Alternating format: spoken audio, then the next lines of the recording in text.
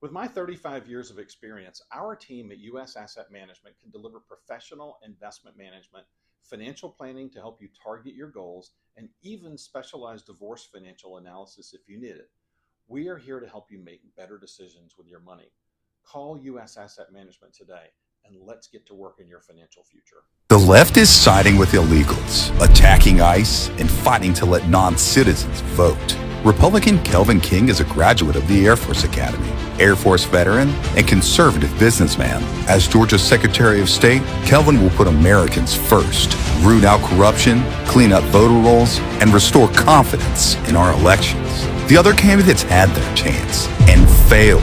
Republican Kelvin King for Secretary of State, leadership Georgia voters can trust. Pro-Trump warrior Steve Gooch won't just cut property taxes in Georgia. He'll throw them straight in the wood chipper. Senior citizens on fixed income shouldn't be forced from their homes. Neither should veterans who have served our country and fought for our freedoms. And neither should anyone else for that matter. Frankly, these crazy property taxes are un-American. I'll tear them to shreds. We'll make home ownership great again. Steve Gooch for Lieutenant Governor. Toughest tax cutter Georgia's ever seen. Do you already have your investments with Fidelity? I'm David Cross with US Asset Management. Did you know that you can assign your investment management to my team and put my 35 years of experience to work for you? You simply assign us as your investment manager and you keep the same username and password. Professional management, and you get to work with someone who shares your values.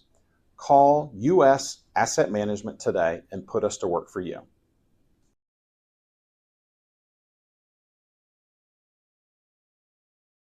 What happens in Georgia gets revealed one by one as the facts are unsealed. From the pit comes what they don't want you to see. When the daily nugget of truth is dropped with your host, BKP. And we're back. I'm your host, BKP, and you're watching BKP Politics on Voice of ruralamerica.com. Yes, we are back for another segment. You know, so many people have reached out and asked me about the Attorney General's race in Georgia. Now, our primary focus are the Republican Party races, the Republican Party primaries. We will look at Democrat races later on, but right now our main focus is all of the Republican Party primaries. And I'm getting a lot of questions concerning the Attorney General's race and where I stand on the race and what my take is. And, this is one of the most important races that we have in Georgia. It really is.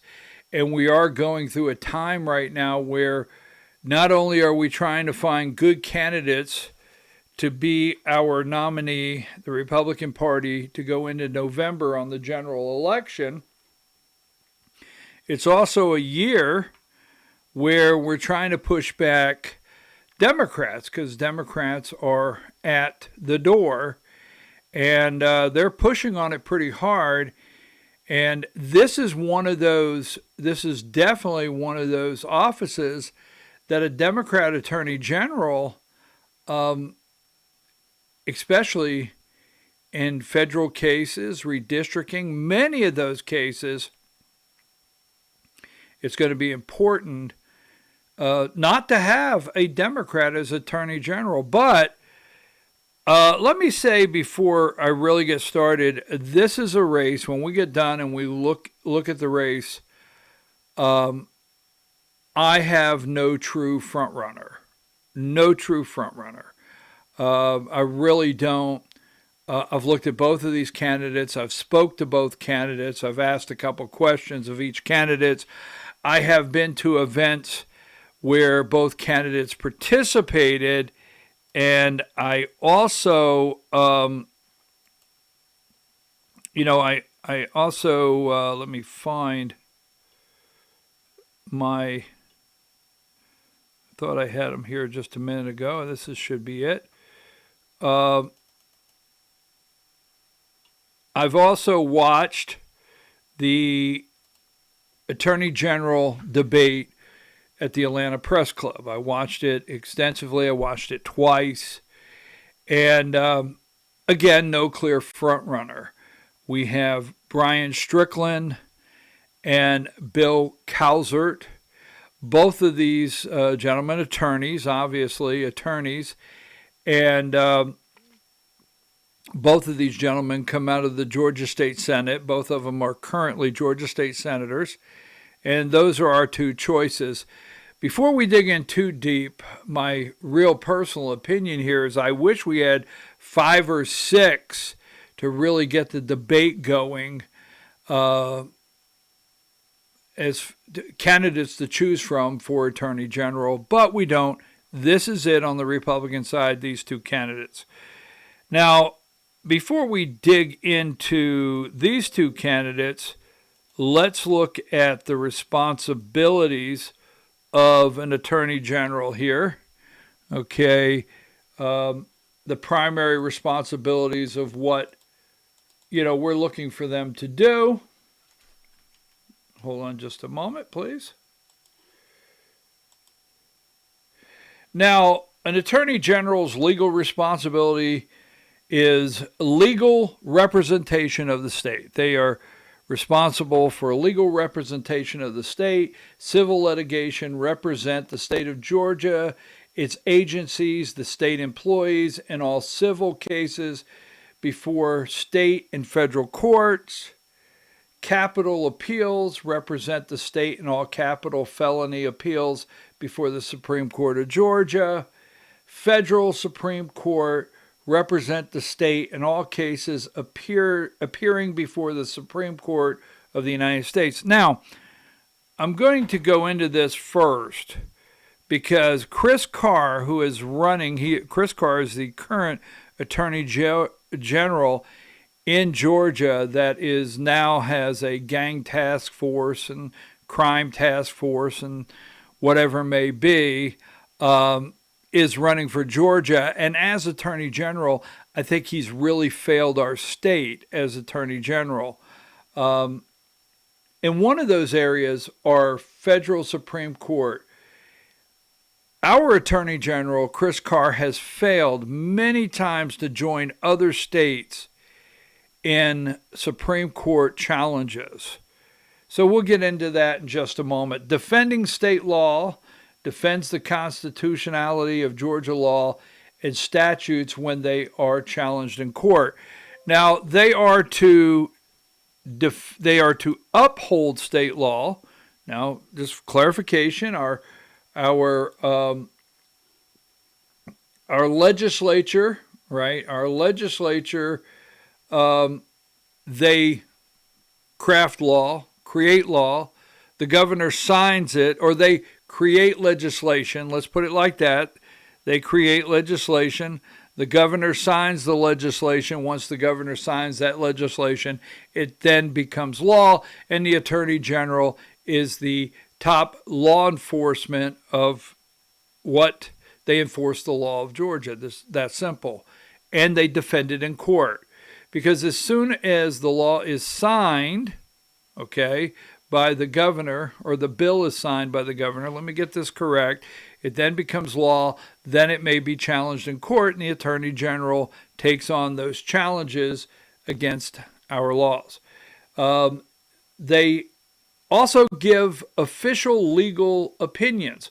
Once a law is written, it provides formal written legal opinions or questions of the law when requested by the governor or the heads of State Department and agencies. These opinions guide how the state agencies operate and interpret the law. So once the governor signs a bill and it becomes law, it may affect the Secretary of State's office. It may affect different offices, the Insurance Commissioner's office.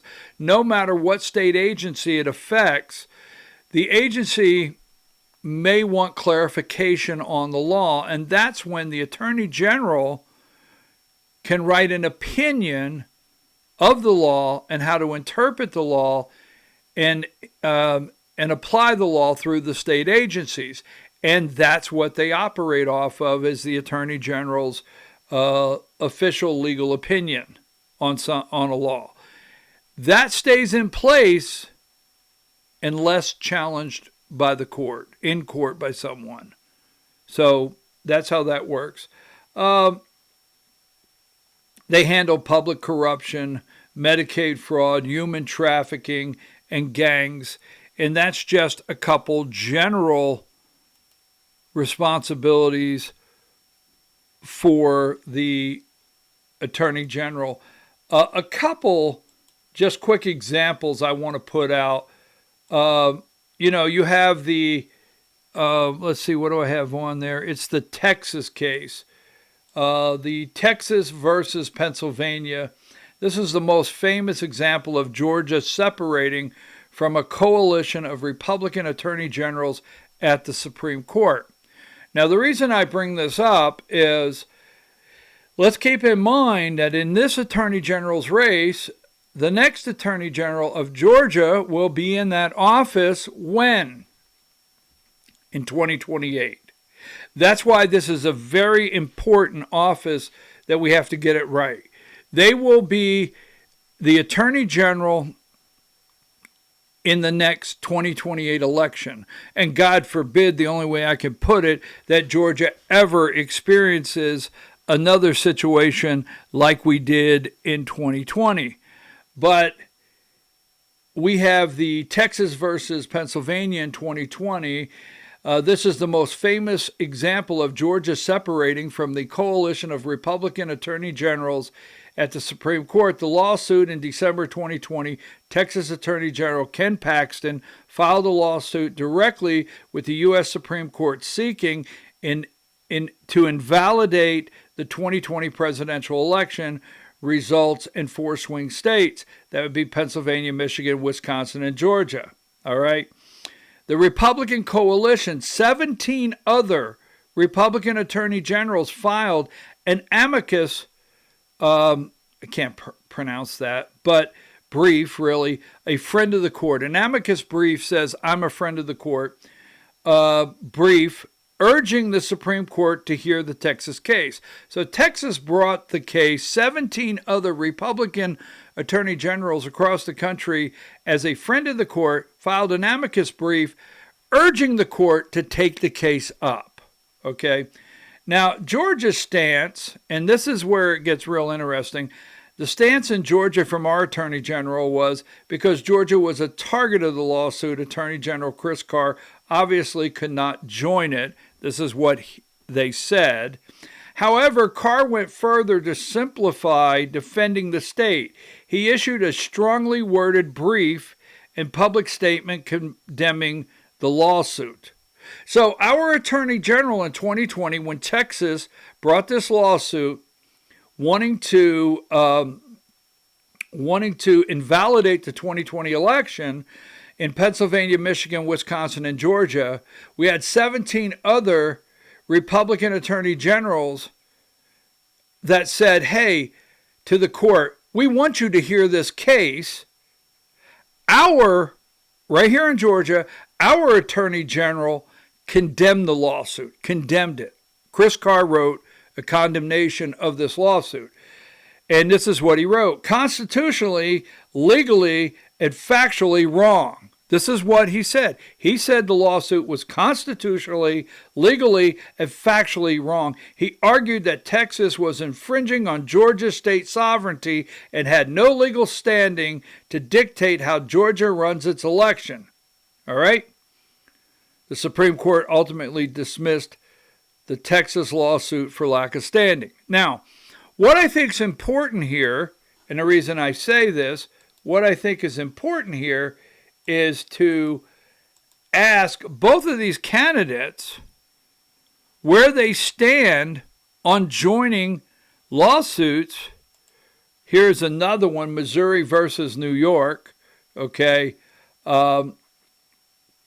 This one, our Attorney General, Chris Carr, would not sign on to. Missouri versus New York, the lawsuit in July of 2024. Missouri Attorney General Andrew Bailey filed a lawsuit directly with the Supreme Court against the state of New York. The lawsuit aimed to delay the sentencing of Donald Trump following the conviction in the New York State Court, arguing that the prosecution infringed on the rights of the voters in other states by restricting a presidential candidate's ability to campaign. The Republican coalition, all right? Several conservative states and legal groups expressed support for the legal theory that state-level prosecutions of federal candidates could cause cross-border harm, all right? Chris Carr chose not to join that lawsuit. And again, the reason I bring those up are for no other reason that the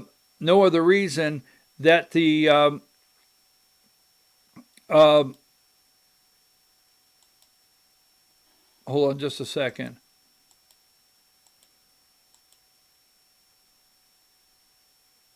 That the next Attorney General in Georgia will be in that office in 2028. Number one, that's the presidential election. This is a very serious office. Number two, in this office, okay, God forbid we have another 2020 situation in 2028. The second thing, unlike Chris Carr, and I say with no backbone, unlike Chris Carr, we need an attorney general that will also join other conservative Republican attorney generals across the country in lawsuits pushing back against the federal government because state rights, our sovereignty, whatever it may be. Here's another thing before we go into the two candidates. The Louisiana Supreme Court decision on redistricting, and we will do a segment on redistricting, and that one's next. I'm working on it now. But the Supreme Court decision on redistricting in Louisiana is also very important that our next Attorney General is prepared to fight in court on our redistricting. Now, we don't know what that will be. And here is, before I get into my redistricting segment, we have already cast votes. The Supreme Court ruled after Georgia started casting votes in an election. So I can look at you and tell you that your congressional district where you're at now, the congressional candidates you're voting for, the state representatives you're voting for, the state senators you're voting for, those maps will be in place all through this election and will not be affected. So if you're hearing anything out there, I tend to push back on that. Nothing is changing. But this is where we'll do a segment on this. The Georgia governor's race just got elevated. 1, the right candidate for Republicans. 2, that candidate wins. And 3, that a Democrat is not in office in 2027 when we start talking about redistricting for 2028. There you go. So, yes, the Attorney General, yes, absolutely, the Attorney General is intimately involved with the court pushback on or challenge the state's congressional legislative redistricting lines. In fact, defending those maps is one of the office's major responsibilities. So our next Attorney General, we have to have someone in that office if and when we do redistricting that will push back, will defend us and defend our maps, even as far as the Supreme Court. Now, we'll get into it in the redistricting, but redistricting is not, quote, 100% settled. The ruling yesterday, it's not settled. As soon as states start redistricting, there'll be lawsuits filed, and they will go back to the court, and decisions will be made. Do they meet the Louisiana standard of the decision made there by the Supreme Court, or is it outside of that decision that was made? That's for another day. But our Attorney General, that is one of the largest jobs they will have in the next term. When redistricting maps are drawn and approved by a Georgia General Assembly and signed by the governor, they become state law. We've already been through this. I'll give you a note. If civil rights groups, voters, or political organizations sue to block the maps, usually arguing that the lines are racially discriminatory or violate Voting Rights Act, they typically name the Georgia Secretary of State or the state election board as defendants. Because the Attorney General is the chief legal counsel for the state and its agencies, the office steps in to defend the state. All right, now, one more, we'll get out of this. I think I have it here. Just a second, because we're going to get into the candidates. I just want to lay some groundwork of the importance here. And I thought I had another one. I think yes, let's see if this is it. The legal defense of the maps. Defending the legislature's maps, primary legal defense. The Attorney General's office is responsible for arguing in the federal and state court that the maps are drawn constitutionally, comply with Voting Rights Act, and should remain in place. They manage appeals, and they handle it.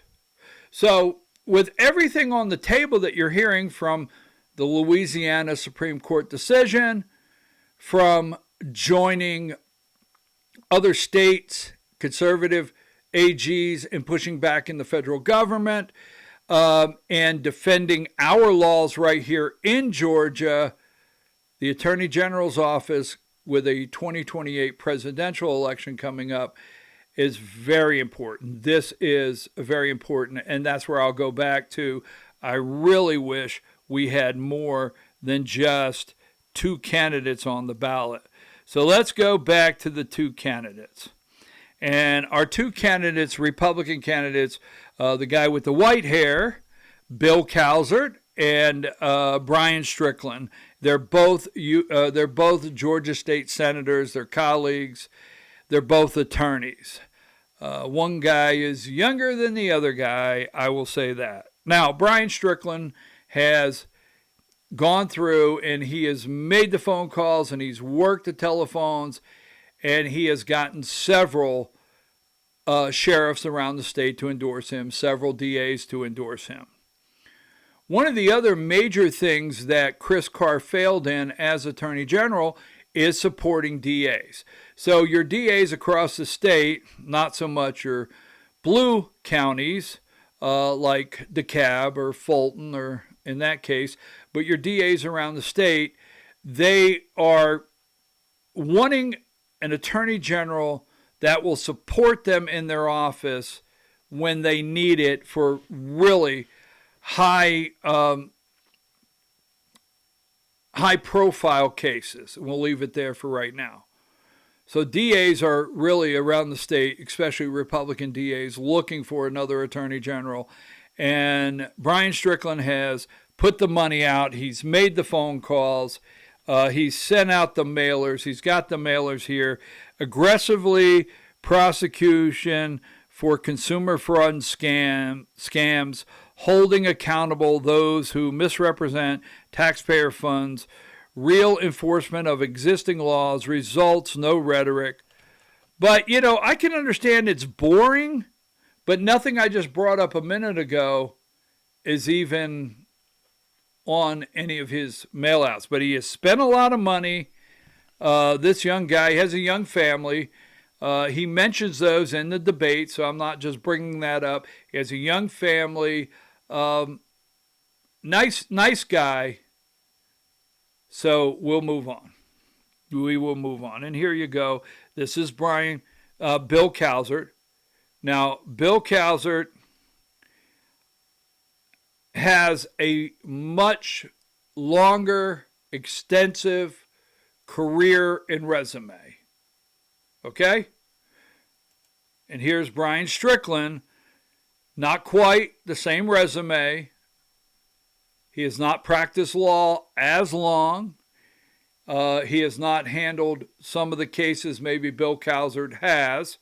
And by no means is this an endorsement of any candidate. I'm just going to give you some general statements here.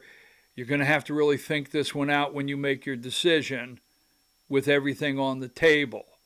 All right. So, I'm going to play for you a couple videos. And I'm going to play some videos from the debate of Bill Cowsert. Now, I watched the debate and I was in Unadilla. Now, when I was in Unadilla, Bill Cowsert was there, him and his wife Amy, and we're going to go through the rumor. That is actually true, but we're going to clear it up. And Bill Cowsert was there and he took the stage, and Brian Strickland was there and he took the stage. Brian Strickland talks about fentanyl and he talks about human trafficking, and he has a pretty good stump speech. So I'm not playing Brian Strickland because at no time does he say what I'm about to show you. I am going to play you some Bill Cowsert, and I may get some pushback and say, well, that's not fair. And as my wife taught me years ago, fair is a place. You take a pig to win a blue ribbon. Sorry to put it like that. So the only reason I'm playing Bill Cowsert clips, and when we get to Unadilla, you have to listen. I'll try to pump up the volume, but you have to listen because it's crowded and people are talking and there's people walking back and forth in front of the camera. But I want you to hear what he has to say, and then I'll elaborate why it was of interest for me.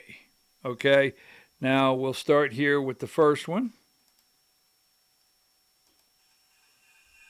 Since I met my wife of 39 years, Amy, and we've raised 3 children and 4 grandchildren so far, and have enjoyed practicing law for over 4 decades now. Was very strong on, in particular, this last legislative session, is I think the Attorney General needs to be the person to prosecute any kind of election fraud, any kind of election law violations, including campaign finance law violations.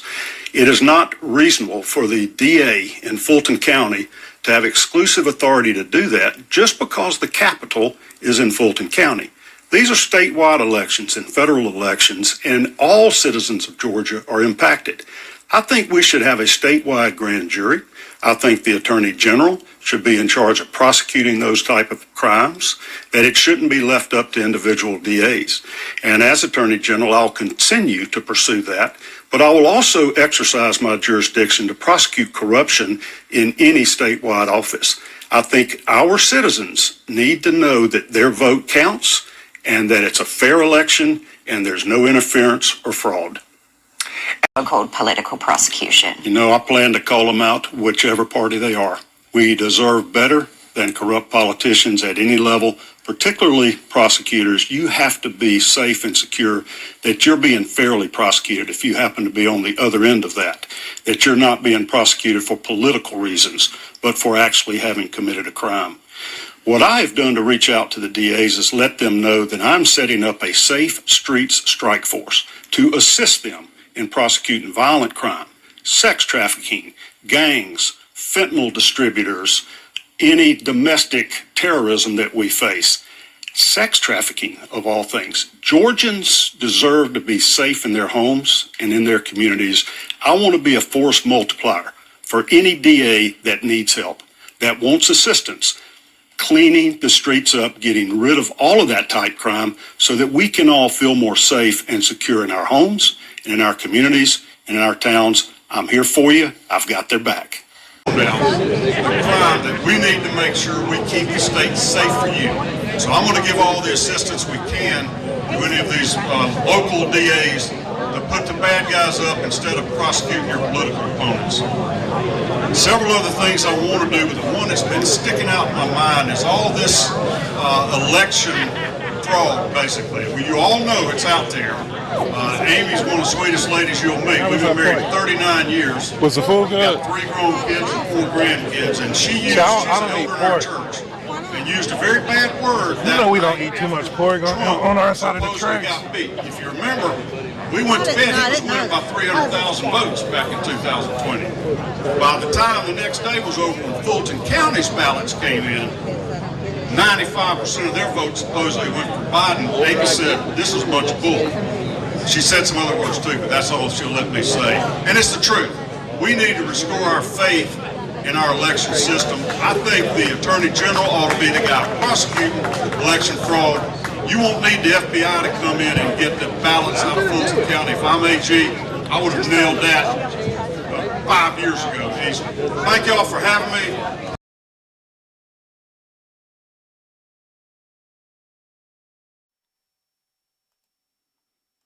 Now, something he said that really I took interest in, okay?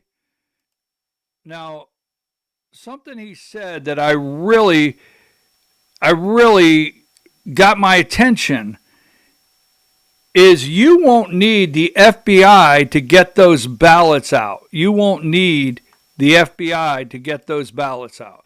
Now, that got my attention. I'm going to tell you, it just did. All right? And the reason I played those and what I have told people, our next Attorney General,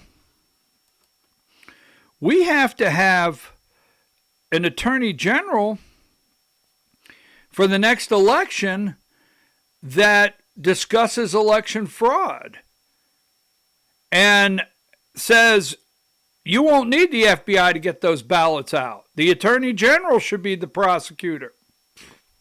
Now, and he wants to get an election grand jury or a statewide grand jury just for that. Now, you heard all the tape, and the reason, and I want to be clear, the reason I didn't play any Brian Strickland tape because Brian Strickland was in Unadilla, okay? And Brian Strickland was at the debate, and I don't recall Brian Strickland, well, I have the video of these two, maybe somewhere else, ever talking about election fraud, ever talking about 2020, ever talking about going to bed.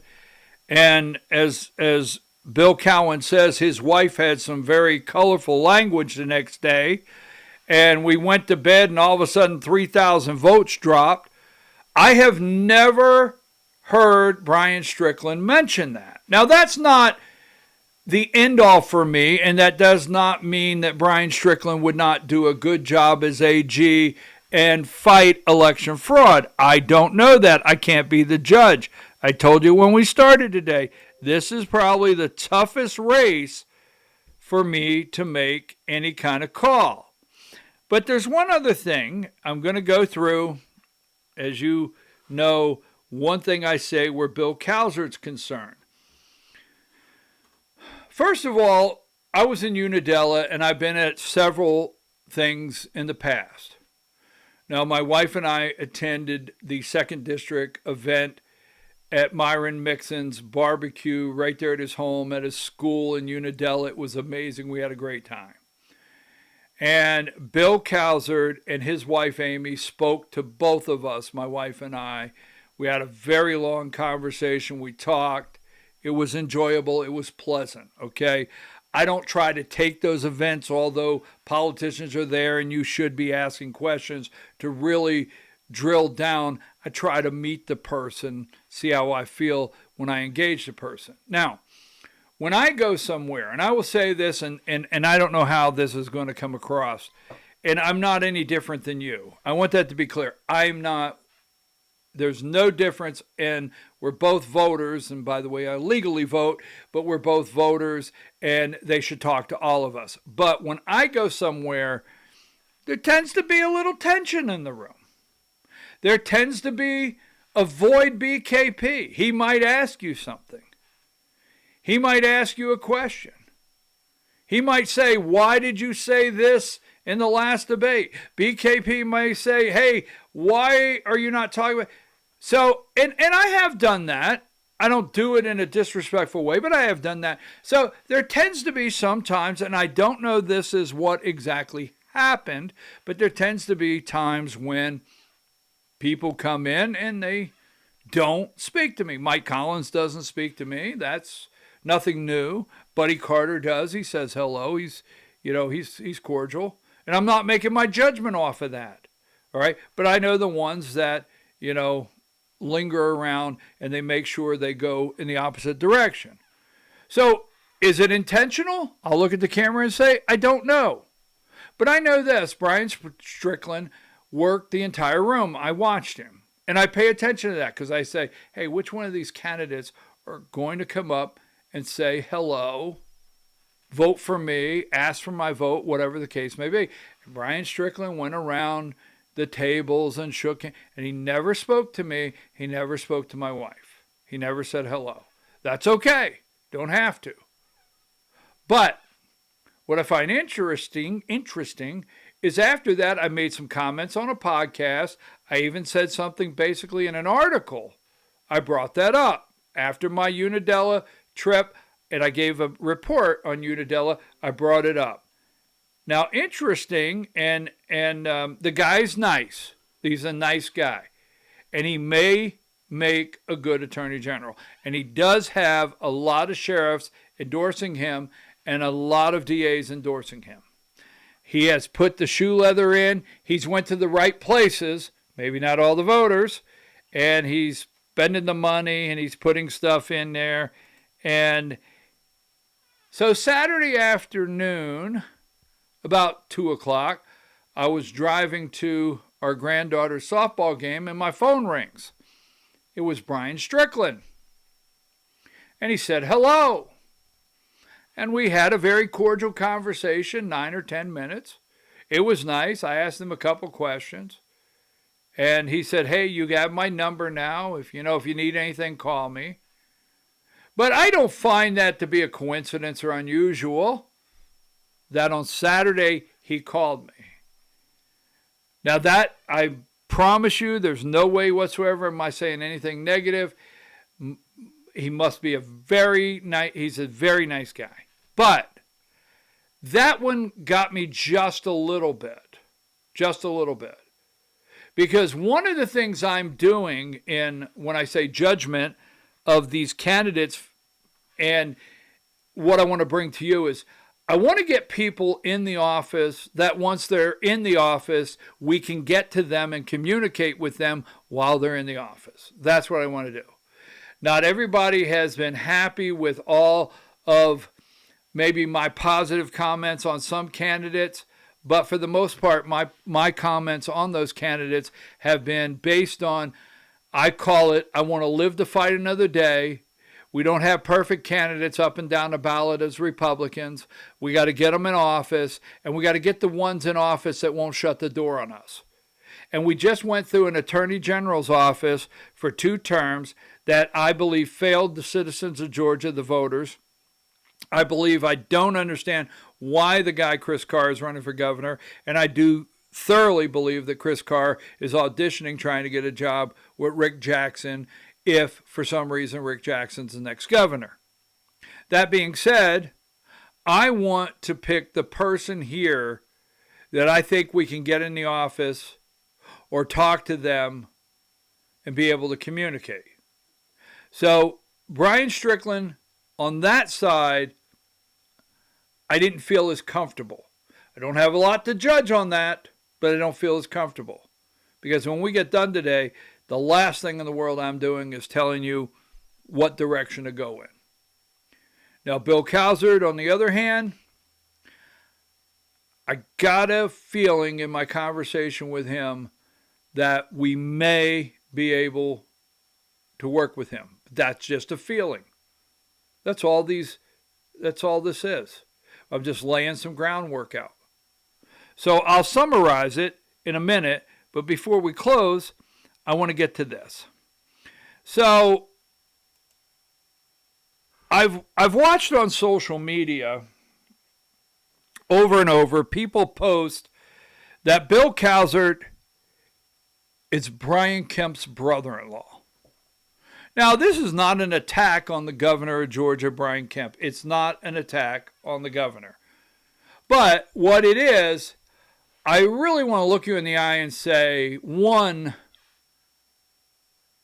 do any of you have family members out there that you don't want to have judgment passed on you based on a family member?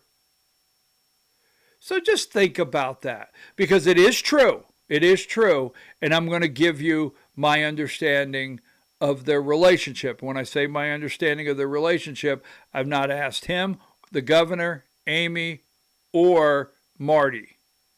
So Bill Calzard's wife, Amy, and Marty are sisters. Marty Kemp and Amy Calzard, they are sisters. My understanding, that's how the brother-in-law thing works. Brian Kemp and Bill Calzard married sisters. There you go. That is Brian Kemp's brother-in-law. So if that's what you want to hold against him, you do that.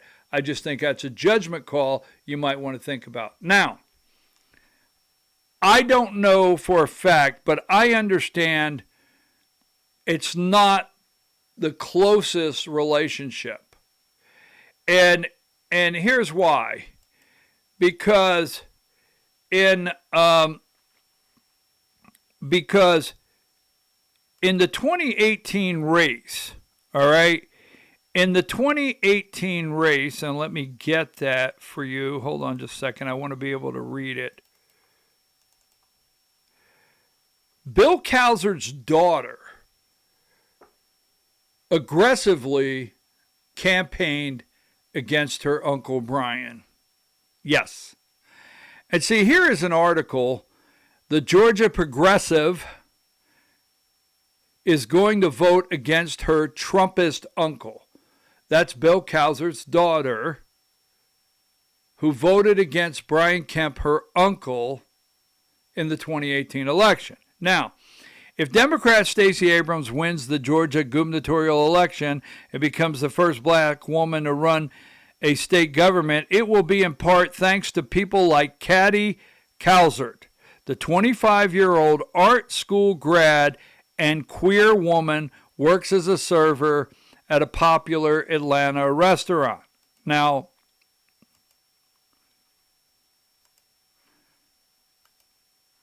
let me go back to this. What sets Calzard apart from other Atlanta area liberals is that she's a member of one of the most powerful conservative families in Georgia, born and raised in Athens. She's the daughter of Georgia Senate Majority Leader Bill Calzard. So Bill Calzard used to be the Senate Majority Leader, okay? And the niece of Trump or die Republican Secretary of State running for governor Brian Kemp. So this is in 2018, all right? Now, what I could tell you here is what I understand. And when you start talking about families and two families that might have some friction, you want to be careful there. I don't know the ins and outs. I don't know the family dynamic. But I understand, since Bill Calzard's daughter campaigned against Brian Kemp in 2018, I understand there's a little friction between the families. I understand they're not real close. I've even been told possibly they don't go and share Christmas together or Thanksgiving. Now that I don't know for a fact, but those are the things you hear. So when you see on social media that, hey, this guy here is Brian Kemp's brother-in-law, that's actually true. Bill Calzard's Brian Kemp's brother-in-law. And again, I think we all might have a family member or two that we don't want to have them be what you judge us by of who we are. So just saying that to put it out there, because I see it on social media. So that's true. We put that out. Now, when it comes to voting for Attorney General, Bill Calzard may be... Now, first of all, let me be clear with both of them. Brian Strickland and Bill Calzard both have voting records that I'm not impressed with on several of the votes they cast that would concern me in the office. Both of them. That's why this one's very tough, but we only have 2 candidates. The only candidate that I have heard talk about election integrity, talk about how the office really operates, what he would do, and how the FBI, you won't need the FBI to get ballots out of Fulton County if he was the Attorney General, is Bill Cowser. The only one that I've heard talk about that. Don't know where Brian Strickland stands or what he would do. And here's Brian Strickland. All right. He had a good debate. He didn't have a bad debate. Now, before we go, keep in mind what we talked about at the beginning. Our current Attorney General, to me, has failed us, Chris Carr. This office will hold the responsibility of several things. One, the 2028 presidential election, if, God forbid, as I've said before, we have any problems or anything has to be done, the Attorney General's office will have to be involved. Second, our state rights and different lawsuits that we should be signing on with other conservative AGs across the country in supporting them. I don't want another failed AG's office that does not participate with attorney generals across the country in legitimate litigation where we should join together and push back against the Supreme Court. And the other thing is the redistricting that's coming up. I mean, we're going to have somebody in that office that is seasoned, maybe knows how to run the office, that is strong, powerful, not going to be manipulated, not going to be weak, not going to get a call from someone and cower to them, not cower. So those are all the things you have to take into consideration. Now, Bill Cowser comes across as a little bit stronger to me, a little stronger, someone that would be a little more in tune with the office and has more experience litigating as an attorney and as majority leader and so forth. But Brian Strickland, a very aggressive young man, and when I say that, I'm not distinguishing on age. I don't want that comparison made, but a very aggressive young man, full of energy, beautiful young family, got a great young family. He's a good guy. I don't find anything credible or derogatory where this guy's credibility is concerned, and he may have the juice just to run the show. But again, there we end with, it's going to be up to you. So think all those things out. Maybe contact these people. Find a way to contact each one of these. Go to an event. Ask these questions. Feel comfortable. Don't run and vote yet. The AG's office is very important. I sincerely wish I had a clearer choice for you or someone I could truly recommend. But that's the best breakdown I can give you of these 2 candidates. I wish you well in your decision. Send me messages. I will try to continue. I vote election day. I don't vote early vote. I vote on election day. So I'm going to ask you to continue to try to put a lot of things out of your mind in making this decision and only focus on who will do the job when we come up against some of the things that we've already seen fail us as voters and citizens in Georgia in the AG's office. So there you have it. I'm working on another story right now for redistricting. I'm also working on another story concerning why Rick Jackson is in the governor's race. I've got some things we're going to be talking about there that are highly concerning with this candidate in this race. And we'll just go from there. So I'm going to take a brief break, right? You know how that works, right? I'm going to take a brief break. Don't forget, you can find everything on our Substack, and you can go there and find everything. Thank you for the comments. Please send your comments. because a lot of your comments, I love them. They're bold. Now, I'm not interested in debating your feelings. I really am not. Okay. I'm not interested in debating your emotions, and I'm not interested in debating the uglies. You know who they are, the uglies out there. In fact, I'll say this with no names. I hope like hell that we can get that $400 million mental health hospital built ASAP so we can put some of these batshit crazy people in there pronto. Just saying. I don't know why I did that. But until we meet again, I'm going to take a brief break. Right? I'm going to take a brief break. And I will see you on our next report. Just another nugget of truth with BKP.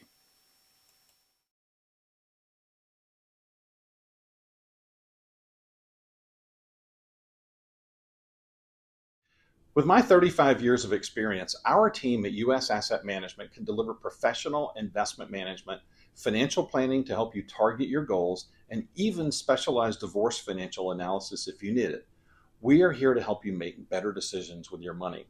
Call U.S. Asset Management today, and let's get to work in your financial future. The left is siding with illegals, attacking ICE, and fighting to let non-citizens vote. Republican Kelvin King is a graduate of the Air Force Academy, Air Force veteran, and conservative businessman. As Georgia's Secretary of State, Kelvin will put Americans first, root out corruption, clean up voter rolls, and restore confidence in our elections. The other candidates had their chance and failed.